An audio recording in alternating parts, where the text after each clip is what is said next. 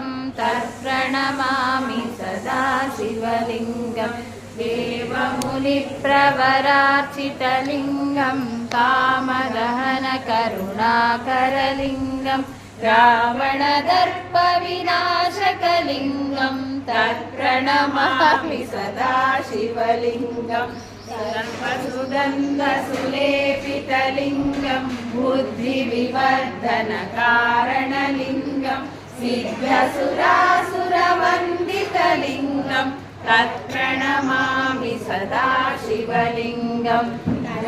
महामणिभूषितलिङ्गं फणिपतिवेष्टितशोभितलिङ्गं दक्षसुयज्ञविनाशकलिङ्गं तत्प्रणमामि सदा शिवलिङ्गं कुङ्कुमचन्दनलेपितलिङ्गं पङ्कजः